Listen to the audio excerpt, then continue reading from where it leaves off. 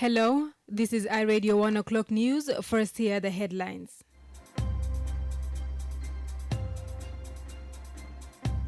UN agencies have called a joint action to address the humanitarian crisis and as well end attacks against civilians and humanitarian workers in the country. The Director General of WOW Teaching Hospital says some patients are offering fuel to rescue the facility from power cuts. And the National Security Service has refuted a report by the Human Rights Watch that it is arbitrarily arresting, torturing, and operating with near total impunity without a meaningful judicial or legislative oversight. These stories and more coming to you in this news bulletin with me, Kafuki Jada. Now the news in detail. UN agencies are calling for a joint action to address humanitarian crises and attacks against civilians and aid workers in the country. The call comes as South Sudan joins the rest of the world to mark World Humanitarian Day. The day is a global campaign to shine light on thousands of volunteers, professionals, and crisis-affected people who deliver urgent health care, shelter, food, protection, water to those in need.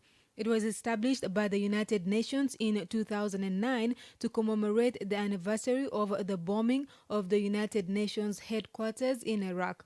According to the United Nations, about 460 aid workers were attacked around the world in 2021 alone. These include 140 killed, 203 wounded, and 117 kidnapped. The agency, however, says nearly all those killed were national staff and few were international staff, with majority was staff of national NGOs. It adds that most of the attacks took place in South Sudan, Afghanistan, and Syria. In South Sudan, 138 workers have so far been killed since South Sudan gained independence. Wani James also is a 38-year-old WFP program assistant. Rapid Response Mechanism also has worked in the humanitarian sector for nearly a decade, with frequent visits to reach areas across the country. He shares one of his worst moments while delivering humanitarian assistance to vulnerable communities in the country.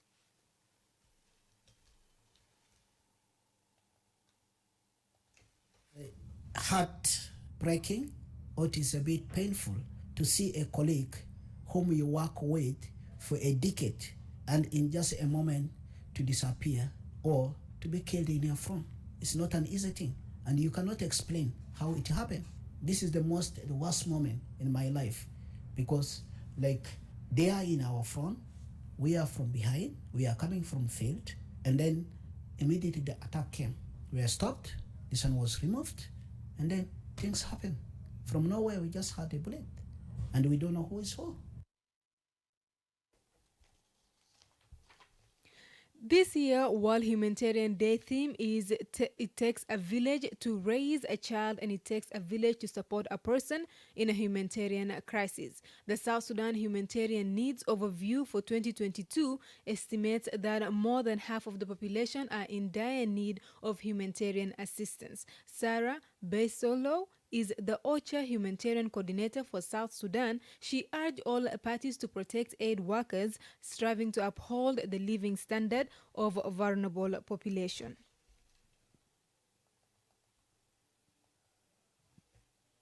Oftentimes, the humanitarian workers that are killed are South Sudanese themselves, being killed by South Sudanese who don't understand the fact that we should not be fighting humanitarians or attacking humanitarians.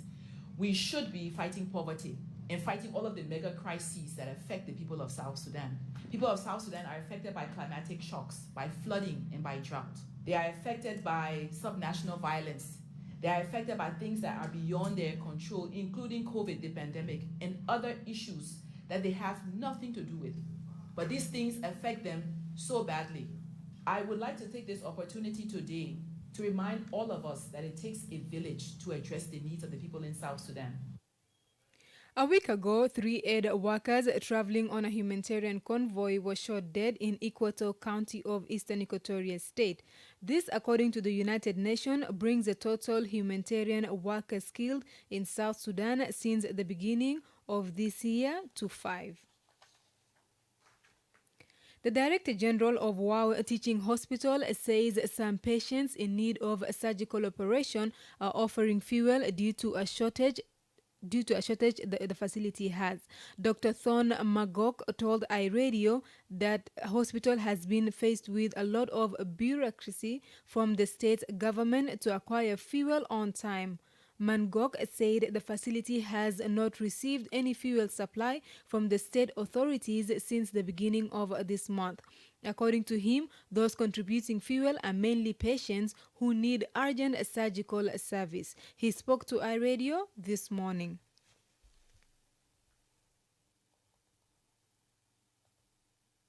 المستشفى فيها مشكلة لأن الكهرباء لسه ما وصل، كان قادر قال وصل بكرة هو الليلة وبكرة وكان قال كده لأنه دخلوا من المكتب بتاعه عندنا فيها بيروقراطية شوية، الحكومة عندي شوية مشاكل كده ما قاعد يجوا، نزل قاعد يساعدنا بس ما تمام طبعا. الكلام ده حصل لكن أنا ما صرحنا الكلام ده، ده حصل وتم في ديبارتمنت هناك على أساس إنه في زول كان تعبان والدكتور الجراح قال له يا أخي أنا ما قادر هسه أعمل أي حاجة، بالتالي لو في جاز أنا بقدر نعمل الكلام ده. اليوم لا ما تتبرر بالجاز عشان هو جراح يعمل الكلام ده. في حاجة من يوم 1 حتى يوم 15 المفروض يكون في طلع الكهرباء يطلع، لكن يعني لأنه يوم 1 بدينا على أيام ده حتى يوم 15 ما دون أي حاجة، فده حصل بالضبط. Yesterday, the chairperson of Health Service Committee at the State Legislative Assembly, Khamis Dahia Omar, said that the hospital was in a terrible stage and demanded that the government pay necessary attention to it. Meanwhile, Dr. Mangok said CordAid, an international operating emergency relief and development organization mostly working in conflict-affected countries, has pledged to supply the facility with fuel for the next 2 months.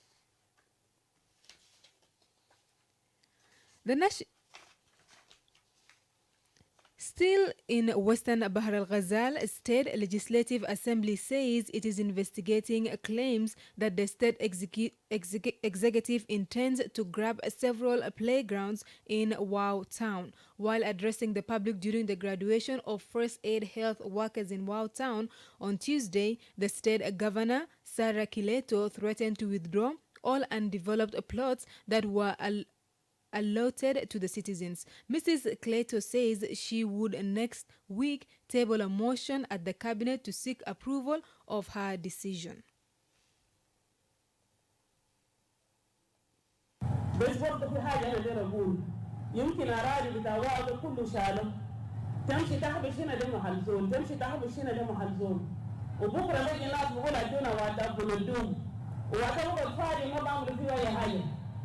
فأنا كمان ده نقول لوزير بتاع هاوسينج إحنا بعد داي زول ندوم محل يدوك سنة ولا سنة ونص ما بنا فيه وإحنا نشيل محل توالي وإحنا هنيجي نناقش الكلام ده في مجلس الوزراء. في أراضي كثير في داخل المدينة شالوا الناس وقاعد سنين ما عملوا في أي حاجة. فهنا هنيجي نشوف الأراضي ده ذاته حكومة لازم يشيله يرجعوها عشان قاعد فترة طويلة ما قاعدين يبنوا فيه. The statement prompted the state legislature to summon the state minister of youth, culture and sports on Wednesday to answer allegations that the executive has grabbed some undeveloped plots, including playgrounds. According to lawmaker Agala Simon Mohammed, who is the information chairperson at the state assembly, the youth have been denied Jazeera, Isaac and Daraja playgrounds. MP Mohammed alleged that the playgrounds may have been taken by or individuals in the state government. لكن المبرر لغاية السنة الوزير بيقول لنا وقفوا شغل ده حبة وفي ترتيبات وانت ما ممكن تدي زول في اشخاص لانهم المستفيدين وتشيل المصلحة العام برا، لانه ميدان درجات الميدان كان اساسا بيجمع ناس وبيخلي اتفاقية سلام بتمش وشغل مناقشه بتاع سلام بتمش هناك. فالوزير ادانا بوين وقال لنا المساله ده هم وزير البنيه التحتيه شغل فوقه وما ميدان بتاع الدرجات براو. في كم ميادين في مدينه واو نحن قد نسال منه. ونحن بالمجلس قررنا تاني في مثلا الجاي لازم لابد نحن نعرف عدد الميادين النزوه كم، ميادين الشالو من الناس خططوا فوق بيت كم، لانه التوجيه بتاع الوزير القومي كان واضح. يعني بعد 20 سنه ميدان ده كميدان اننا لازم نرجع فوق. When contacted by iRadio, the Minister of Youth, Culture and Sports, Mohammed Ali Goni, has distanced himself from the matter, saying the issue of land is the responsibility of a state minister of physical infrastructure.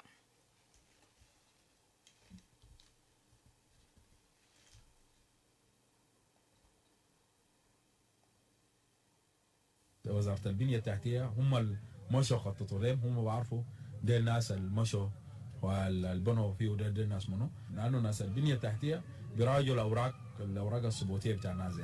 طبعا الحاجات ده المحل ده زي ما بقولوا من 79 هو السوق ده يعني افتكر انه قبل ما يلدونا نحن، فأنا ما بكون عارف ده منه اللي هو مالك للقطع الموجود هناك ده منه يا مالك له، لأنه ده تأكيد لأنه الحاجة ده بخص البنية التحتية.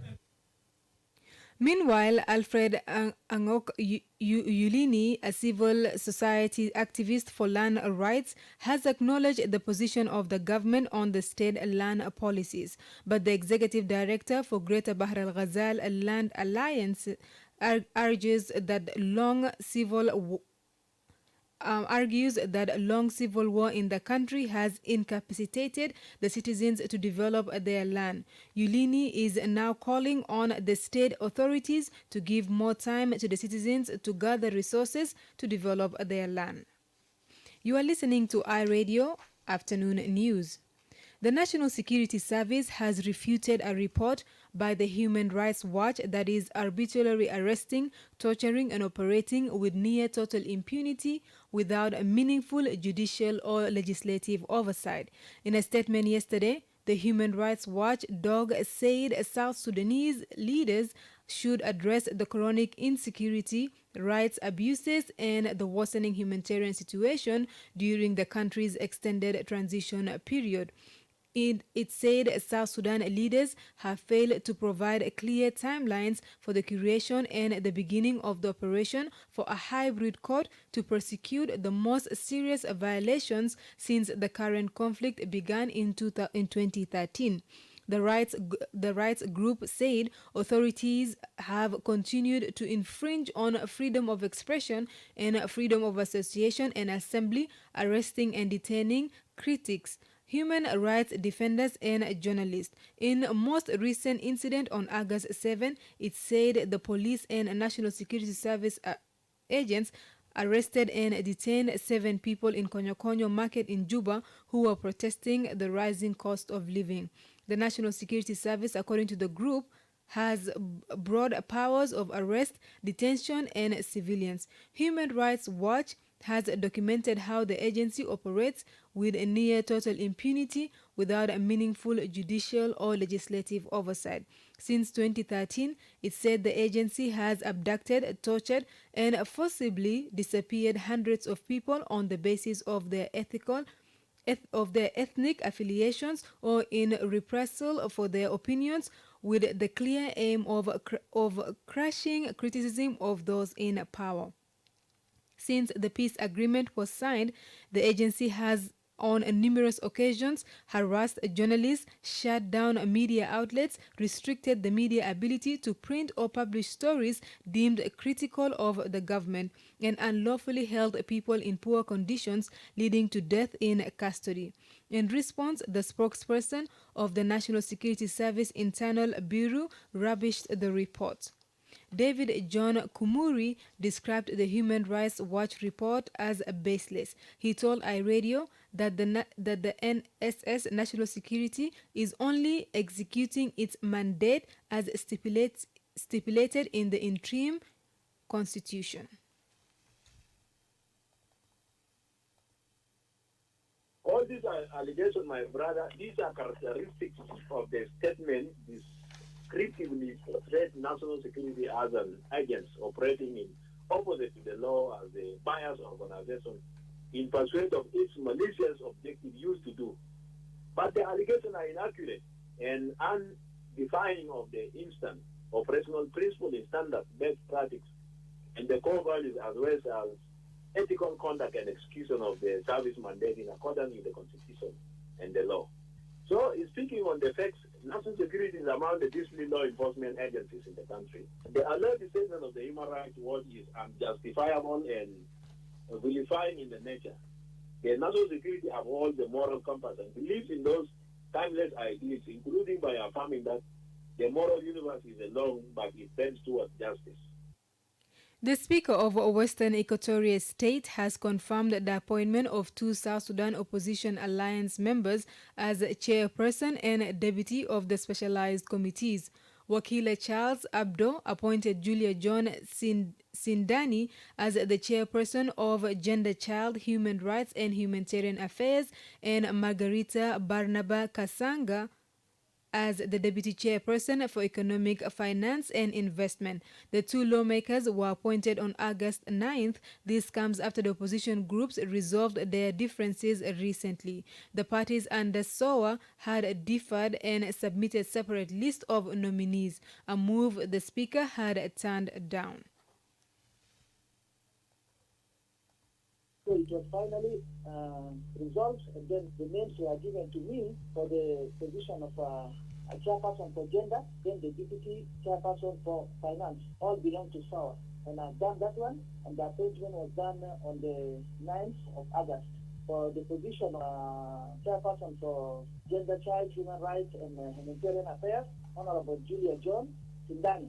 And then the deputy chairperson for economic, finance, and investment, Honorable Margaret Barnaba Kisanga.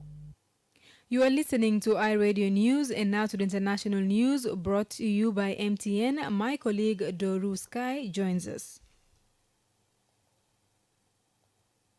Hello, you're welcome for the international news with me, Doru Sky.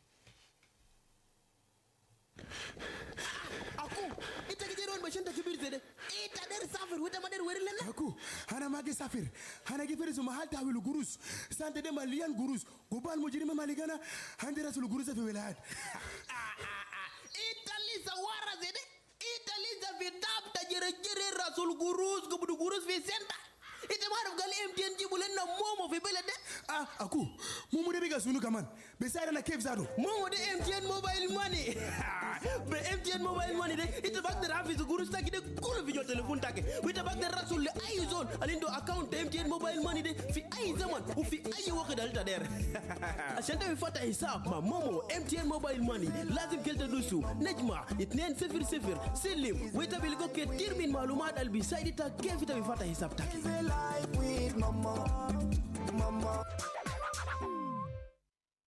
Hello, you're welcome for the international news with me, Doru Sky. UN peacekeeping forces in the Democratic Republic of Congo have left the eastern town of Butembo following last month's deadly protests over their perceived failure to end rebel violence. The governor of North Kivu province, General Constant Kongba, said the movement of the UN mission's personnel and equipment could be supervised by Congolese security services. Demonstrations against the peacekeeping mission were held in North Kivu at the end of July. The Congolese government said 36 people were killed and 170 others were injured in the demonstrations. Elsewhere, South Africa's finance minister, Enoch Godongwana, was on Thursday contacted by police over a complaint of sexual assault made against him. He is quoted as confirming to local media. The assault complaint was made by a woman employed at a hotel where the minister stayed with his wife in the eastern Mpumalanga province. Police on Thursday informed the minister of the complaint against him. He denies any wrongdoing before ruling out resigning as finance minister. And finally, Russia has rejected appeals for a complete demilitarization of the area around a nuclear plant in southern Ukraine. The move could make the plant more vulnerable, a Russian official said. The calls come amid growing concern over safety at the site, Europe's largest nuclear plant, as both sides accuse each other of shelling the area. Ukraine workers operate the plant, which has been under Russia control since March. And this is what we have in the international arena. I am Doruskai, and back to you, my colleague in the studio. Thank you, Doruskai, for the international update and also the regional news. And now going to the sports news, my colleague joins us.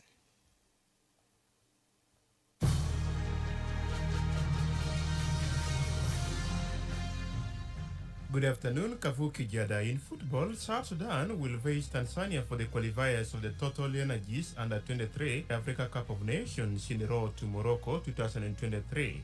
This was revealed yesterday in the draw that took place in Cairo. The winner of the third round of South Sudan and Tanzania will face either Nigeria or Uganda. The Under-23 men's national team will be played on 19th to 27th September 2022. The top three teams, champions, runners-up, and bronze medalists, will represent Africa at the 2024 Summer Olympics. In basketball, LeBron James has agreed to a 2-year, $97.1 million contract extension with the Los Angeles Lakers, making him the highest-paid player in NBA history, as first reported by ESPN. With a new deal, James will make at least $528.9 million in guaranteed money during his career, surpassing Kevin Durant in all-time earnings, according to salary tracking site Spotrac. And finally, in athletics, Diana Asher-Smith has called for more research into the effects of periods on performance after her cycle caused her to pull up with cramps at Munich 2022. Defending champion Asher-Smith initially thought her recovery strategy or hydration may be to blame after she limped out of Tuesday's 100 meters finals. But after qualifying fastest for Friday's 200 meters final, Asher-Smith said girl stuff caused her calf cramp. It is a huge topic for women in sport, the Briton told BBC Sports. End of the sports news, and back to you, Kavuki Jara, in the studio.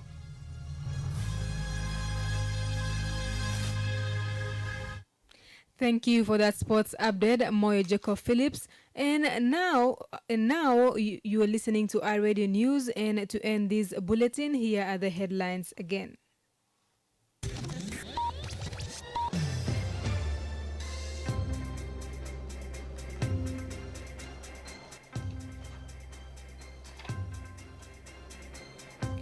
UN agencies have called a joint action to address the humanitarian crisis as well as end attacks against civilians and humanitarian workers in the country.